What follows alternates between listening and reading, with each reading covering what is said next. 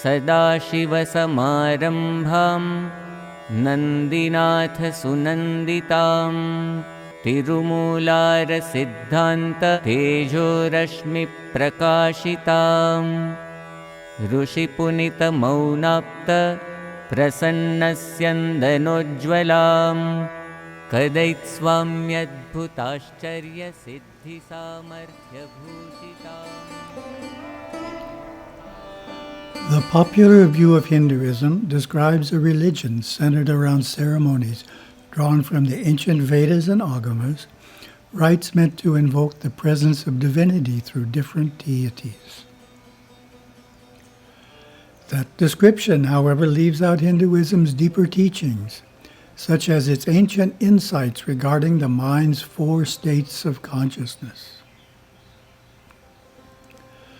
The oldest writing that contains the states of mind is the Chandogya Upanishad, variously dated around the 8th to 6th century BCE. Most will be amazed that over 2,500 years ago, India's rishis were revealing insights on the states of consciousness experienced by human beings. The same ideas are expanded on in 12 verses of the Mandukya Upanishad, dated around 7 centuries later. These 4 modes of mind, called avastha in Sanskrit, are Jagrat or Vaishvanara, wakefulness; Swapna or Taijasa, dreaming; Sushupti or Prajna, deep sleep; and Turiya, the 4th, superconsciousness or Samadhi. A Wikipedia contributor makes this comment on these teachings from the Upanishads. Distinctions and types of awareness appear in the ancient thought of India, influenced by Hinduism. A central idea of the Upanishads is the distinction between a person's transient, mundane self and their eternal, unchanging soul. Divergent Hindu doctrines and Buddhism have challenged this hierarchy of selves, but have all emphasized the importance of reaching higher awareness. Yoga is a range of techniques used in pursuit of this goal. Let's look at each of these 4 states in more detail. Wakefulness. In the waking state, the Atman or soul has a limited sense of self and is conscious of and experiences external objects. Dreaming. In the dreaming state, the Atman has the same limited sense of self while being conscious of and experiencing his mental landscape and the astral world. Deep sleep. In dreamless sleep, awareness objects is absent. Some of the limited self-sense is overcome, and a deeper peace is experienced. Superconsciousness. In the 4th state, the Atman abides in its full spiritual nature. Then the individual is omnipresent without any sense of something existing apart from him. We can think of this as living in a house with 3 rooms, 1 for wakefulness, 1 for dreaming, and a 3rd for deep sleep. As long as we remain in the house, our consciousness is limited. However, if we step outside, we can remove this limitation and experience ourselves as omnipresent consciousness. The first 2 verses of Mandukya Upanishad, translation by Swami Nikhilananda, present this idea of oneness in terms of Atma, Brahman, and Om. Verse 1. Om, the word, is all this, i.e. the whole universe. A clear explanation of it is as follows.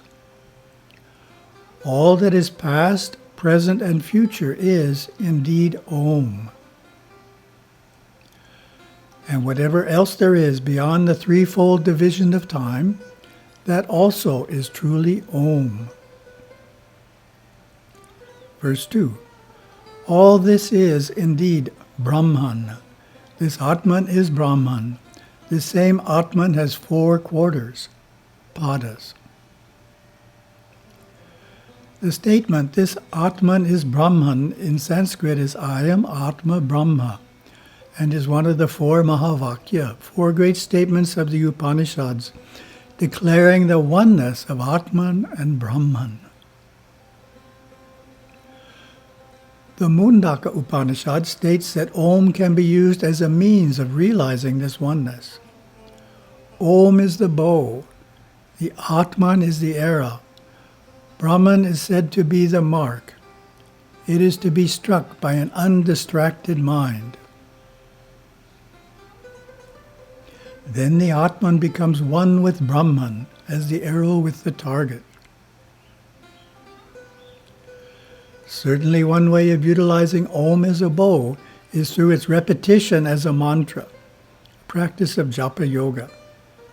My Gurudeva Savaya Subramaniya Swami explains this practice in the Cognizant Ability Resource section of his book, Merging with Shiva. The 70th aphorism. To aid in the depolarization and transmutation of creative forces, certain mantras are chanted. These logically concentrate the conscious mind, harmonize its subconscious, and magnetize the brain. This draws the creative forces from the instinctive to the intellectual and superconscious regions. The 71st aphorism.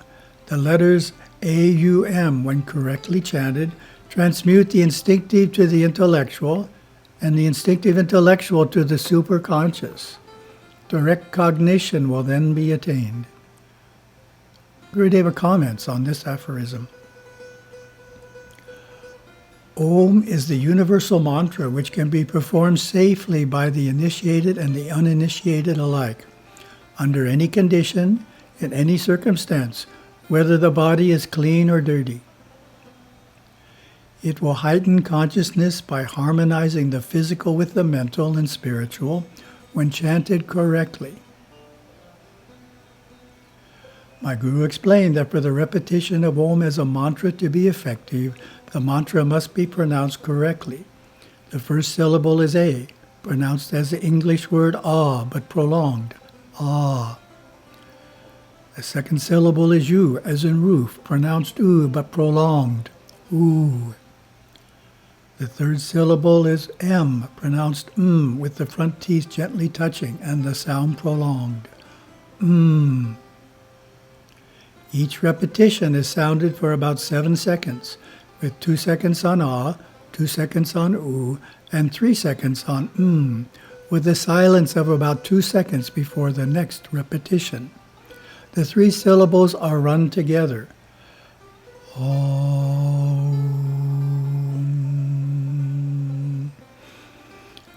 Om.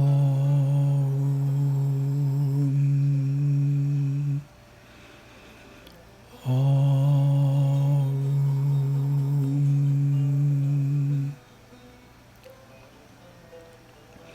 On the first syllable, ah, we feel the solar plexus and chest vibrating. On the second syllable, oo, the throat vibrates. The third syllable, vibrates the top of the head. The Mandukya Upanishad, verses 9 through 12, draws a clear correlation between the quarters of Om and the 4 modes of consciousness, supporting my Guru's idea of using the parts of Om to move to more subtle levels of being. Vaishvanara Atman, whose sphere of activity is the waking state, is the first letter of Om, on account of his all-pervasiveness or on account of his being the first. He who knows this obtains all desires and becomes first among the great. Taijasa Atman, whose sphere of activity is the dream state, is the second letter of Om, on account of his superiority or intermediateness. He who knows this attains a superior knowledge, receives equal treatment from all, and finds in his family no one ignorant of Brahman. Prajna Atman, whose sphere is deep sleep, is the third letter of Om, because both are the measure, and also because in them all become one. He who knows this is able to measure all, and also comprehends all within himself. The fourth, Turiya, is without parts and without relationship. It is the cessation of phenomena. It is all good and non-dual. This Aum is verily Atman. He who knows this merges his self and Atman. Yea, he who knows this. In cognizant ability, when my Guru mentions moving from the instinctive to the intellectual mind, he is speaking of raising our state of consciousness. For example, fear is a negative emotion that we can rise above through a few minutes of chanting Om. We can move from an agitated state of mind to a peaceful one in the same way. Anger can be transmuted into forgiveness as well, all through the power of Om. If an individual is in a negative state of consciousness, he can move to a positive one. Chanting the mantra Om is only one of many practices that Hinduism gives us for accomplishing this. Gurudeva points out elsewhere in Merging with Shiva, generally people take problems too personally by identifying closely with them. When they experience anger, they are angry. When they experience bliss, they are blissful. The mystic identifies with the experiencer instead of the experience. He sees himself as pure awareness that travels in the mind. When he is in San Francisco, he is not San Francisco. Similarly, when he is in anger, he is not anger. He says to himself, I am pure energy. I am the spiritual energy that floods through mind and body. I am not the body, the mind, or the emotions. I am not the thoughts I think or the experiences I experience. Thus he molds a new identity of himself as a free being who can travel anywhere in the mind. Such a person is always at the top of the mountain. We have to examine this concept of who we are. When we begin to totally feel all right about ourselves, the meaning of the word I begins to change. I no longer means the body of us. I means energy, awareness, and willpower. Soon we gain the total truth that we are living in the body, but we are not the body we live in. Examine the word I and honestly see what it means to you.